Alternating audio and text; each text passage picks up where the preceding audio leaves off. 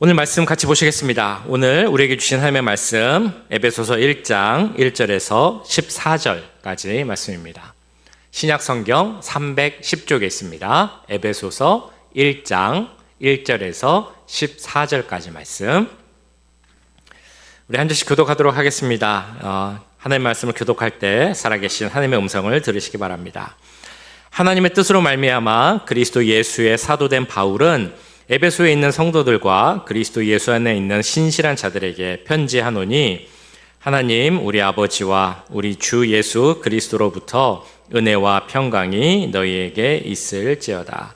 찬송하리로다. 하나님 곧 우리 주 예수 그리스도의 아버지께서 그리스도 안에서 하늘에 속한 모든 신령한 복을 우리에게 주시되, 곧 창세전에 그리스도 안에서 우리를 택하사 우리로 사랑 안에서 그 앞에 거룩하고 흠이 없게 하시려고 그 기쁘신 뜻대로 우리를 예정하사 예수 그리스도로 말미암아 자기의 아들들이 되게 하셨으니, 이는 그가 살아가는 자 안에서 우리에게 거저 주시는 바 그의 은혜의 영광을 찬송하게 하려는 것이라.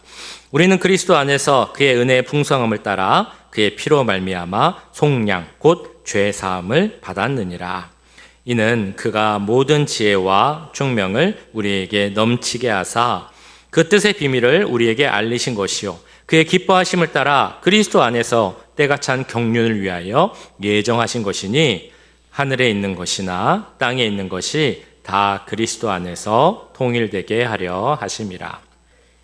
모든 일을 그의 뜻의 결정대로 일하시는 이의 계획을 따라 우리가 예정을 입어 그 안에서 기업이 되었으니, 이는 우리가 그리스도 안에서 전부터 바라던 그의 영광의 찬송이 되게 하려 하심이라. 그 안에서 너희도 진리의 말씀 곧 너희의 구원의 복음을 듣고 그 안에서 또한 믿어 약속의 성령으로 인치심을 받았으니, 이는 우리 기업의 보증이 되사 그 얻으신 것을 속량하시고 그의 영광을 찬송하게 하려 하심이라. 아멘. 네, 우리 한 번 더 인사하실까요? 아까는 인사 안 했는데 좀 옆에도 보시고 뒤에도 보시고 멀리 보시면서 얼굴을 보시면서 이렇게 인사하겠습니다. 해피 마더스 데이. 자, 인사하면 좋겠습니다. 해피 마더스 데이. 네. 어떤 분들은 이렇게 뒤돌아보시는 게 조금 쑥스러우신가 봐요. 얼굴 마주치는 게. 그래서 잘 안 돌아보시는 분도 계시는데요. 제가 오늘 이렇게 한번 얼굴을 보시면서 인사하시라라고 한 이유가 있습니다. 제가 질문을 하나 드리기 위해서인데요. 질문은 바로 이것입니다. 우리 주위의 분들, 주변의 분들을 생각해 봤을 때, 저분은 참 신앙이 좋아. 믿음이 참 좋고 신앙생활 잘해. 그렇게 생각하시는 분이 있으신지 한번 같이 생각해 보면 좋겠습니다. 우리 교회 이 자리에 계신 분들도 좋고요. 아니면 뭐 가족, 친척, 이웃도 좋고, 예전에 신앙생활을 같이 하셨던 뭐 그런 분들도 괜찮습니다. 한번 같이 생각해 보시죠. 내 주변에서 이분은 정말 신앙생활을 잘 하신 것 같아. 정말 신실하게 했어. 그런 분이 있으십니까? 누가 있을까요? 저분은 정말 본받을 만해, 배울 만해. 그런 분이 다 아마 계실 거라고 생각이 됩니다. 자, 그러면 그분을 생각하시고 나서 또 이제 두 번째 질문을 드립니다. 그분이 그렇게 신앙생활을 잘 하셨는데 혹시 저분은 어떻게 저렇게 신앙생활을 잘할 수 있을까라는 이야기를 해보신 적이 있으신가요? 그분이 이야기를 해주셨든지 아니면 이렇게 질문을 하셨든지, 어떻게 그렇게 열심히 신앙생활 할 수 있으세요? 어떻게 그렇게 흔들리지 않고 신앙생활 할 수 있으세요? 어떻게 하면 그렇게 장로님처럼, 권사님처럼 혹은 집사님처럼 예전과는 다르게 변화된 삶을 살 수 있는 거예요? 이런 질문을 해보셨는지 모르겠습니다. 꼭 물어보지 않더라도 속으로 생각할 수 있죠. 저분은 어떤 경험을 했길래, 어떤 은혜를 받았길래 저렇게 대단한 신앙생활을 할 수 있을까? 우리 주변에는 아마 그런 분들이 한두 분 이상 계실 것입니다. 우리 역사적으로 봐도 우리 신앙의 선조들 중에도 그런 분들이 계십니다. 저분은 어떻게 저런 신앙생활을 할 수 있었을까? 생각해보면 너무 많죠. 우리 한국 역사에도 그런 분이 너무나 많습니다. 제가 오늘 말씀을 전하려고 어떤 분을 예로 들면 좋을까 생각을 쭉 해봤습니다. 그래서 많은 분이 생각이 났지만 그 중에서 잘 아시는 분, 바로 손양원 목사님이 이제 생각이 났습니다. 너무나 놀라운 신앙의 본을 보여주신 분. 무엇보다 이분이 놀라운 이유는 삶 가운데 있어서는 안 될 그런 슬픈 일을 겪었기 때문입니다. 사랑하는 두 아들이 자기보다 먼저, 목사님보다 먼저 순교해야 하는, 아무 이유 없이 순교해야 하는 그런 일을 겪으신 분이 바로 이 손양원 목사님입니다. 이분은 이런 일을 겪기 전에도 그 신앙을 지키다가 감옥에 간 적이 있었습니다. 감옥에 5년 동안 있으면서도 그 감옥 안에서 온갖 고문과 고초를 겪으면서도 신앙 흔들리지 않고 굳건히 신앙을 지켰던 분이 바로 이 손양원 목사님입니다. 자, 그런데 이분의 삶에 정말 있어서는 안 될 일이 일어났습니다. 아들 2명, 첫째 아들, 둘째 아들이 어떤 사람에 의해서 살해를 당한 것입니다. 얼마나 힘들었겠습니까? 손양원 목사님이지만 똑같은 아버지였습니다. 이분이 그 장례식 예배를 드릴 때 얼마나 힘들어 했는지, 충격 때문에 정신을 차리지 못하고 비통해 있었다고 합니다. 그 어머니는 더 말할 것도 없었겠죠. 그 두 아들이 묻힌 그 관을 붙잡고 애통하면서, 통곡하면서 그 관을 놓지 못했다고 합니다. 그런데 그 장례 예배 때 놀라운 일이 생겼죠. 아버지의 답사가 있는 그 순서가 되니까 이 손양원 목사님이 흰색 두루마리를 입고 나오셔서 그 전날 밤에 쓰셨던 편지 종이를 들고 나오셔서 그거를 읽으셨습니다. 그 편지가 바로 잘 아시는 내가 이 순간에도 감사할 수 있는 10가지 기도 제목, 10가지 감사문입니다. 제가 그 10가지를 다 읽지는 않으려고 하는데요. 그 내용은 이제 이런 거죠. 내 두 아들이 죽었지만 그래도 이렇게 감사할 수 있는 것에 거기서 10가지 기도 제목을 찾을 수 있다는 것입니다. 내 혈통에서, 이 죄인의 가족에서 순교의 자녀가 나올 수 있다는 것, 그래서 우리 자녀들이 지금 하나님 나라에 갈 수 있다는 것, 이 모든 것을 감사한다라는 것이 이 손양원 목사님의 그런 기도의 감사의 제목이었습니다. 사실 너무 놀라운 일입니다. 10가지 감사 기도를 할 수 있다는 것. 사실 우리가 상상이나 할 수 없는 일이잖아요. 우리 자녀들이 나보다 먼저 세상을 떠난다, 불의의 사건으로. 그런데 거기서 10가지나 감사의 제목을 찾았다는 것, 너무나 놀라운 일입니다. 근데 그 중에서 7번째 감사의 제목을 보면 어떤 것이 나오냐면, 나의 아들을 죽게 한 종살한 그 원수를 회개시켜서 내 양 아들을 삼을 수 있는 그 마음을 주신 것도 감사하다라는 그런 내용이 있습니다. 잘 아신 것처럼 이 두 아들을 죽인 그 살해자를 이 손양원 목사님이 회개시키고 그 양아들로 삼습니다. 너무나 놀라운 일이죠. 그래서 이 이야기를 들으면 사실 우리는 우리와 좀 상관없는 그 옛날에 어디 저기선가 있을 것 같은 기적의 이야기, 무슨 신화의 이야기처럼 저런 놀라운 일이 있었구나라고 생각을 하기 쉽습니다. 그런데 사실 우리가 기억해야 하는 것은 이 손양원 목사님이나 그 모든 삶의 모습을 보면 우리와 똑같은 사람이라는 것입니다. 똑같은 사람, 실수할 수 있고 죄를 지을 수 있는 그런 사람임에도 손양원 목사님은 그런 놀라운 일을 했다는 것이죠. 그렇기 때문에 우리는 질문하게 됩니다. 손양원 목사님 그 안에는, 삶에는 무엇이 있었기에 이런 놀라운 일, 기적과 같은 일을 할 수 있었을까? 매년 연말쯤이 되면 한국에서 오른교회라는 곳에서 주관해서 하는 다니엘 기도회라는 것이 있습니다. 혹시 보신 적 있으신지 모르겠어요. 목사님들도 있고 혹은 사회 각기 계층에서 그런 많은 일들을 하는 사람들이 내가 어떻게 신앙을 지키고 내가 이렇게 믿음 가운데 서려고 했을 때 은혜를 경험했나, 이런 것들을 간증하는 게 다니엘 기도회입니다. 2023년도에 다니엘 기도에 나오는 한 그 간증자 중에 이런 소개가 있는 겁니다. 그 손양원 목사님의 손자 안경선 선교사가 간증자이다라는 그런 소개가 있었습니다. 그래서 그 이야기를 듣고 너무나 좀 이상하다라고 생각을 했습니다. 뭔가 안 맞잖아요. 손양원 목사님의 손자 안경선 선교사. 어떻게 된 걸까요? 알고 봤더니 손양원 목사님이 그 두 아들을 살해한 사람을 양아들로 삼았다고 했죠. 그 사람 이름이 안재선이라는 분인데 그 안재선이라는 사람의 아들이 바로 이 안경선 선교사 혹은 목사님이었던 것입니다. 제가 그 소개를 듣자마자 가슴이 탁 막혔습니다. 왜냐하면 이 분이 갖고 있을 삶의 무게가 얼마나 무거웠을까 라는 그 생각이 들었기 때문입니다. 한번 찾아보시면 좋을 것 같아요. 유튜브에 보시면 다니엘 기도회 안경선 선교사라고 하면 바로 나올 것입니다. 이분이 다니엘 기도회 설교 때도 그렇고 그리고 이제 다른 인터뷰 때도 그렇고 자신의 삶을 이렇게 고백을 합니다. 태어나 보니까 저는 살인자의 아들이었습니다. 삶이 너무 힘들었습니다. 고통스러웠습니다. 살기 싫었습니다. 그렇게 좌절하고 방황하다 보니까 온몸이 아팠고 특별히 폐병에 걸렸습니다. 병을 치료해야 됐지만 살기 싫어서 병을 치료 안 한다고 했습니다. 그렇게 2년을 버티니까 도저히 살 수 없는 상황이 되었고 폐의 대부분을 잘라내는 수술을 10시간 동안 해야 했습니다. 그리고 그 중환자실에서 저는 예수님을 만났습니다. 그 예수님을 만나고 나서 그 모든 것을 회개하고 이제는 제가 주의 종이 되겠습니다. 주를 섬기겠습니다. 라는 결정을 하게 되었습니다. 그리고 저에게 이제 남은 것은 감사밖에 없습니다. 라는 그런 소개, 인터뷰를 하는 것을 볼 수 있습니다. 어떻게 그 삶에서 감사가 나올 수 있겠습니까? 사람들이 다 손가락질 했을 텐데요. 저 살인자의 아들.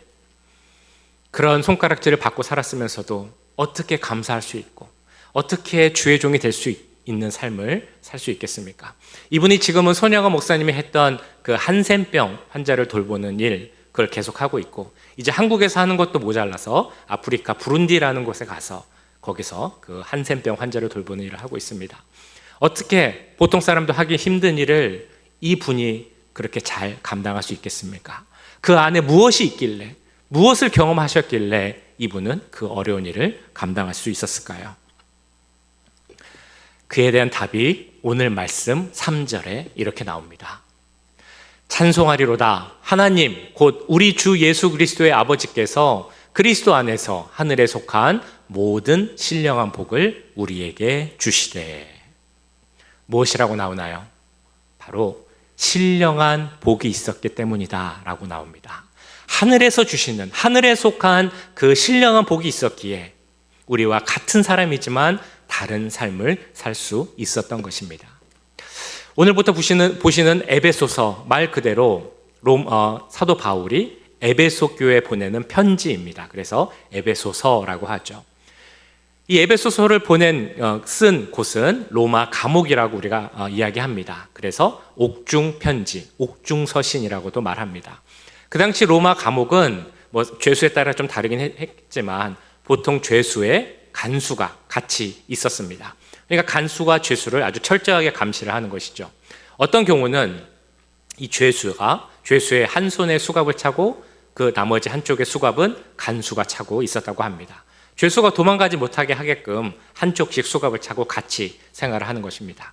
죄수가 혹시라도 도망을 가려면 도망갈 수 있는 유일한 방법은 자기의 팔을 끊든지 아니면 간수의 팔을 끊든지, 그렇지 않고는 도망갈 수 없는 그런 확실하고 살벌한 곳이 바로 로마의 감옥입니다.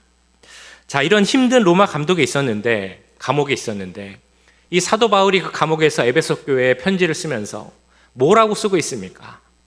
찬송하리로다. 하나님이 주신 신령한 복이 당신들에게도 있기를, 나한테도 있는 그 신령한 복이 여러분들에게도 있기를 제가 기도합니다. 이러면서 편지를 시작하고 있는 것입니다.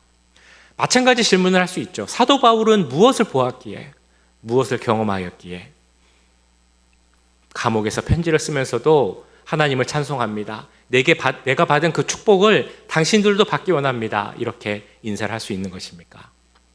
그것이 바로 신령한 복이라는 것입니다. 사도 바울의 삶을 보면, 그의 행적을 보면 그가 얼마나 신령한 복 가운데 있었고 그런 믿음 가운데 있었는지를 볼 수 있습니다. 여러 사건이 있지만 그 중에서도 특별히 사도행전 16장에 나오는 빌립보 사건을 보면 사도 바울이 어떤 모습을 갖고 있었는지 우리가 확인해 볼 수 있습니다. 사도행전 16장을 보시면 이 바울과 그 일행, 예를 들면 신라 같은 사람들이 같이 빌립보에 가서 복음을 전합니다. 그런데 그 중에 귀신 들린 요종을 만나게 되죠. 사도 바울과 신라가 이 요종을 고쳐줍니다. 귀신을 내쫓습니다. 그런데 이 일로 말미암아 바울과 일행이 감옥에 갇히게 됩니다. 그래서 그 말씀이 사도행전 16장 이렇게 나옵니다. 그가 이러한 명령을 받아 그들을 깊은 옥에 가두고 그 발을 착고에 든든히 채웠더니 한밤중에 바울과 신라가 기도하고 하나님을 찬송하며 죄수들이 듣더라. 바울과 신라는 그 빌립보 감옥에 갇혔는데 저 깊은 곳에 갇혔다라고 말합니다. 햇볕도 들어오지 않은 가장 힘든 감옥에 갇혔다는 의미입니다. 그곳에서도 기도하고 찬송했다라고 나옵니다. 자, 그런데 그날 무슨 일이 생겼냐면 지진이 일어나게 됩니다. 그래서 감옥 문이 열리게 되고 차고 있던 수갑, 착고 이런 것들이 다 풀리게 됩니다.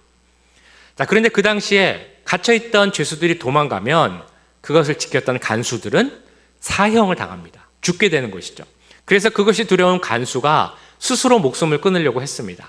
그러자 바울이 그것을 보고 내가 도망가지 않을 테니까 목숨을 끊지 마세요. 거기 그대로 계세요 라고 바울이 이야기를 합니다.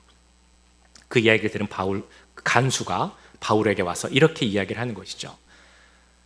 선생님, 제가 어떻게 하면 구원을 받을 수 있겠습니까? 라는 질문을 합니다. 이게 사도행전 16장에 나오는 내용인데요.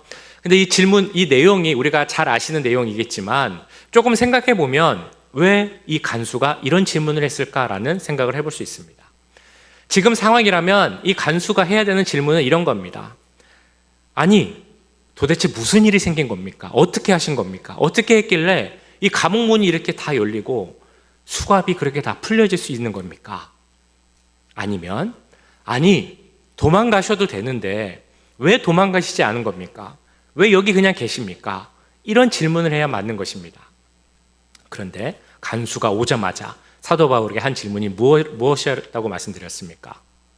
선생님, 제가 어떻게 하면 구원을 받을 수 있겠습니까? 라는 질문을 했습니다. 왜 간수가 이런 질문을 했을까? 우리는 그 앞에 말씀을 보면 생각해 볼 수 있습니다. 아까 말씀드린 것처럼 사도 바울은 귀신 들린 여종을 고쳐줬습니다. 귀신을 쫓아내 주었습니다. 간수는 그 얘기를 들었을 것이고 아마 마음속에 생각했을 것입니다. 아니, 저 사람은 도대체 어떤 사람이길래, 저 사람이 믿는 예수님은 누구이길래 예수님의 이름으로 귀신을 쫓아내면 귀신이 나가게 되는가 라는 생각을 했을 것입니다.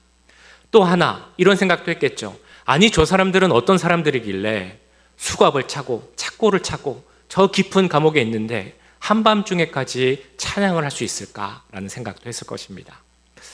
여기서 나오는 그 착고를 우리가 좀 생각해 봐야 되는데요. 착고는 우리가 팔에 차는 걸 이제 수갑이라고 하죠. 그런 것처럼 발에 차는 거를 착고라고 하는 게 아니고 여기서의 착고는 넓은 나무판을 의미한다고 합니다. 거기에 넓게 발을 낄 수 있는 구멍을 2개 뚫어놓고 거기에 이제 발을 끼우는 겁니다. 근데 그거를 넓게 해놓기 때문에 이 착고를 하고 있으면 너무 불편하다고 합니다. 그러니까 제대로 설 수도 없고 엉거주춤하는 자세가 되겠죠. 제대로 앉을 수도 없고 누울 수도 없는 그런 자세. 그걸 하고 있는 것만으로도 몸에 통증이 생긴다고 합니다. 한밤중에 바울과 신라는 찬양을 했다라고 나오는데요. 그들이 한밤중에까지 있었던 이유는 이 착고 때문에 자지 못하고 고통 때문에 힘들어했기 때문에 한밤중까지 있었을 것이다 라는 그런 해석도 있습니다. 그런데 그렇게 힘든 상황, 잠도 못 자 고통 가운데 있을 때 사도 바울과 신라가 했던 것이 무엇이었습니까? 거기서 또 하나님을 찬양했다는 겁니다. 그걸 보고 이 간수가 아니, 저 사람들은 도대체 어떤 사람들이길래 지금도 찬양을 하는가 라는 생각을 했던 것입니다. 마지막으로 그들은 감옥에서 풀려날 수 있는 기회, 도망갈 수 있는 일을 경험했음에도 도망가지 않았죠. 왜 저들은 도망가지 않았을까? 나를 보면서 목숨을 살리라고 왜 했을까? 어떤 신비감까지도 느껴졌기 때문에 이 간수가 바울에게 가서 물어봤던 것입니다. 내가 어떻게 하면 구원을 받을 수 있겠습니까? 그 질문에 대해 사도 바울은 이 답을 합니다. 오늘 너무 잘 하시는 말씀이죠. 사도행전 16장 31절 우리 같이 한번 읽어보도록 하겠습니다. 시작. 이르되 주 예수를 믿으라. 그리하면 너와 내 집이 구원을 받으리라 하고. 사도 바울은 어떻게 이런 놀라운 일을 할 수 있었을까요? 그 안에는 무엇이 있었기에 이런 일을 할 수 있었던 것입니까? 지금 사도행전 16장 31절에 나온 것처럼 그 간수에게 믿으라고 했던, 증거했던 그 예수 그리스도가 사도 바울 안에 있었기 때문입니다. 그 예수님께서 주시는 하늘에 속한 신령한 복이 사도 바울 가운데 있었기 때문에 그는 이러한 놀라운 일을 할 수 있었던 것입니다. 이 세상, 상황, 조건, 형편 상관없는 신령한 복을 경험했기 때문에, 그런 모든 것을 경험한 사도 바울이기 때문에 빌립보 감옥에서도 놀라운 일을 할 수 있었고, 로마 감옥에서도 내가 받은 경험한 이 신령한 복을 너희도 누리길 원한다 라는 그 편지를 쓸 수 있었던 것입니다. 그래서 오늘 읽으신 말씀 1장 3절에서 14절까지는 한국말로 보면 여러 문장으로 되어 있습니다. 그런데 이걸 원어로 보면 한 문장이라고 합니다. 그러니까 사도 바울이 자기가 그 경험한 것이 너무 좋으니까, 그게 너무 벅차고 기쁘니까 그거를 전달하기 위해서 쓰다 보니까 그냥 한 줄로, 마치 지금 말로 하면 무슨 랩을 하듯이 쭉 쓴 겁니다.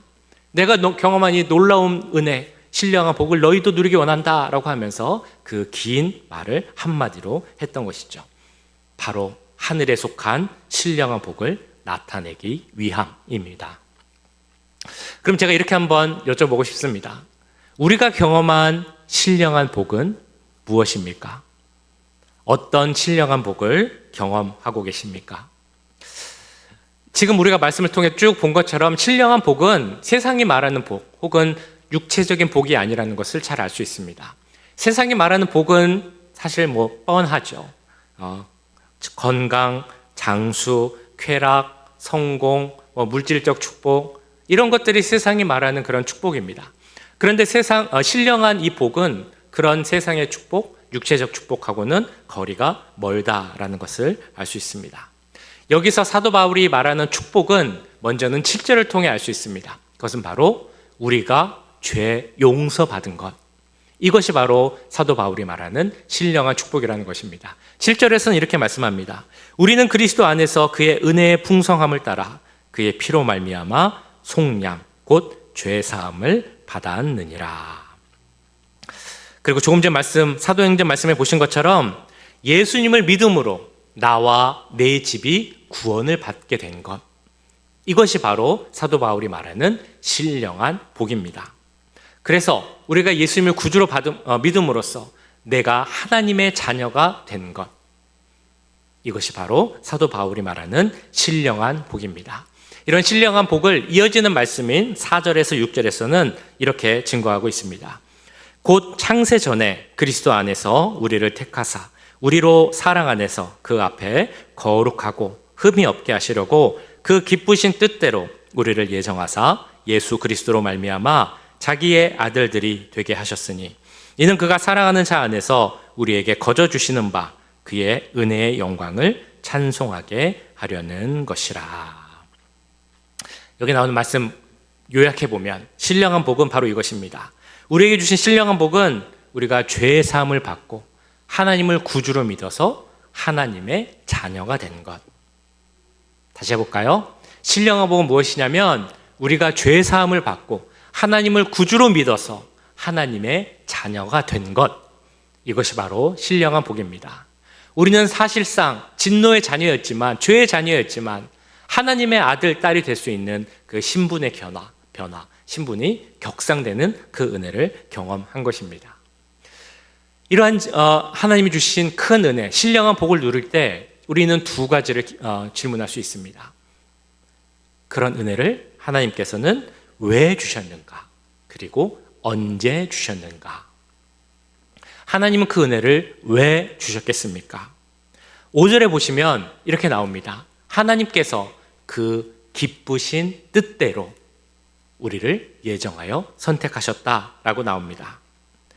우리가 하나님의 자녀된 것은 우리의 선택대로, 우리가 잘해서 된 것이 아니라는 것입니다. 하나님의 기쁘신 뜻대로 되었다라고 나옵니다. 여기서 하나님께 기쁘신 뜻이란 말은 다른 말로 하면 그 하나님의 사랑의 뜻대로라는 의미입니다. 기쁘신 뜻은 곧 이꼬르 하나님의 사랑의 뜻입니다. 하나님의 사랑으로 인하여서, 그래서 우리가 하나님의 은혜를 받고 그 은혜가 감사해서 하나님을 찬송하는 사람이 되게 하시기 위하여서 하나님의 기쁘신 뜻대로 우리를 선택하고 하나님의 자녀 삼으셨다라는 것입니다. 이 사랑은 어떤 사랑이냐? 그 사랑받는 자를 변화시키는 그런 사랑입니다. 많은 분들이 화분을 키우실 때 이렇게 이야기를 하십니다. 화분, 꽃이지만 사랑을 줘야 된다. 사랑을 받으면 그 화분이 그것을 알고 스스로 잘 알게 된다. 꽃을 피우게 된다. 그렇게 이야기를 합니다. 사랑의 힘은 무엇이냐면 사랑을 받는 그 사람을 변화시킬 수 있다라는 것입니다. 특별히 하나님의 사랑이 그렇다라고 말을 합니다. 존 오투버그라는 사람이 있는데요. 그 사람이 쓴 책 중에 누더기 하나님이라는 책이 있습니다. 그 책을 보시면 하나님의 사랑에 대해서 이렇게 설명을 해줍니다. 그런 사랑이 있다. 이 사랑은 사랑받는 대상 안에 가치를 창조한다. 누더기 인형을 무한한 가치를 지닌 보물로 변화시키는 그런 사랑이 있다. 그래서 하나님은 더러운 옷을 바꿀 수 있는 곳으로, 죄를 제거할 수 있는 곳으로 우리 인류를 인도하셨다. 그 곳에는 십자가가 있다. 하나님은 우리를 향한 사랑을 증명하기 위하여 우리를 위해 목숨을 버리셨다. 우리가 누더기를 입고 있을 때, 우리가 연약하고 죄 많을 때, 그때 우리를 사랑하셨다. 이게 바로 하나님의 사랑입니다. 하나님의 기쁘신 뜻입니다. 그 기쁘신 뜻을 알게 되면 우리는 그 믿음으로 말미암아 하나님 주시는 신령한 복을 누릴 수 있게 되는 것입니다. 두 번째, 그러면 우리에게 신령한 복을 주시기 위해서 하나님은 언제 우리를 자녀 삼기로 결정하셨을까요? 역시 4절하고 5절에 나옵니다. 바로 창세 전에 우리를 선택하셨다. 창세 전에 우리를 하나님 자녀 삼으시기로 예정하셨다라고 나옵니다. 우리가 하나님 자녀가 되어서 신령한 복을 누리는 것은 우리가 태어나기 전, 아니 이 세상이 창조되기 전부터 하나님께서는 그것을 결정하시고 예정하셨다라는 것입니다. 그래서 오늘 말씀을 듣고 돌아가실 때 기억하셔야 되는 것 두 가지가 있습니다. 하나는 뭐냐면 바로 신령한 복이라는 것이고요. 두 번째는 바로 창세 전부터 선택하시고 예정하셨다. 즉 창세전 예정입니다. 창세전부터 하나님은 나에게 자녀되는 신령한 복을 주시기로 예정하셨다는 것입니다. 얼마나 놀라운 일입니까? 우리가 하나님 자녀가 되기로 한 것은 창세전부터 하나님께서 예정하신 일이라는 것입니다. 우리가 이 자리에 이렇게 설 수 있는 것도 창세전부터 하나님께서 이미 결정하신 것이라는 것입니다. 우리가 이렇게 하나님의 자녀로 예배드릴 수 있게 하신 것도 하나님께서 이미 그 예전, 우리가 알지 못하는 창세전부터 하나님께서 예정하시고 계획하신 일이라는 것입니다. 이 사실이 믿겨지십니까? 내가 믿음을 가질 수 있는 것, 하나님의 자녀로 불릴 수 있는 것은 하나님께서 창세전부터 예정하신 사실이라는 것입니다. 그것을 깨달을 수 있다면, 그것을 확신할 수 있다면 지금 내 안에 있는 신령한 복이 얼마나 크고 대단한 것인지, 우리가 어떻게 믿음 가운데 살 수 있는지를 확신할 수 있는 그런 믿음이 될 줄 믿습니다. 우리가 아까 말씀드렸던, 그리고 생각해 보자고 했던 정말 믿음 가운데 살아가는 분들, 믿음의 조상, 믿음의 선인, 믿음의 선구자, 꼭 그런 분 아니더라 할지라도 우리 주위에서 정말 잘 믿고 살아가는 분들, 그분 안에는 무엇이 있을까 생각을 해보면 아마 그분들 가운데 이 신령한 복이 있을 줄 믿습니다. 그분이 뭔가 특별했기에, 아주 대단한 경험을 했기에 어려운 상황 속에서도 흔들리지 않고 감사하고 기도하고 찬양할 수 있는 것이 아닙니다. 우리가 갖고 있는, 우리도 받은 그 같은 복, 신령한 복을 받았기 때문입니다. 하나님께서 창세전부터 그들을 택하시고 하나님의 자녀 삼아주신 사람임을 깨달았기 때문에 그들은 하나님의 자녀로서, 믿음 있는 자로서 그런 특별한 삶을 살 수 있는 것입니다. 그런 같은 신령한 복이 이 자리에 계신 우리들에게도 똑같이 임하게 될 줄 믿습니다.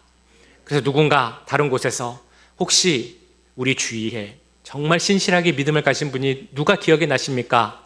라고 물어본다면, 저기 남가주 임마누엘 교회를 다니는 그 분이 그 안에 신령한 복이 있기에 정말 특별한 믿음을 가진 분입니다 라는 그 고백이 우리 주위에 가득 넘칠 수 있기를 주님의 이름으로 간절히 축원합니다. 기도하겠습니다. 사랑의 주님, 오늘 말씀을 통하여서 창세 전부터 예정하여 우리를 선택하여 주시고 우리를 하나님의 자녀 삼아 주시고 또 우리에게 신령한 복을 부어주심을 감사드립니다. 우리들은 자격 없고 주의 자녀가 될 그런 아무것도 없지만 우리가 죄인 되었을 때부터 누더기를 입고 있을 때부터 우리를 부르시고 사랑하셔서 자녀 삼아주심을 믿고 감사드립니다. 그 은혜 가운데 거한 우리들이 되게 하여 주시옵소서. 신령한 복을 누린 우리들이 되게 하여 주시옵소서. 예전부터 우리를 예정하여 주시고 창세전부터 선택하여 주신 그 크신 은혜와 사랑을 경험하고 고백하며 살아가는 우리들 될 수 있도록 주님 역사하여 주시옵소서. 그래서 누군가에게 믿음의 본을 보일 수 있는 우리들이 되게 하시고 신령한 복을, 내가 받은 그 복을 당신들도 받기 원합니다 라고 삶으로 증거할 수 있는 우리 모두의 삶이 될 수 있도록 주님 축복하여 주시옵소서. 모든 것 감사드리며 우리 구주 예수 그리스도의 이름으로 기도하옵나이다. 아멘.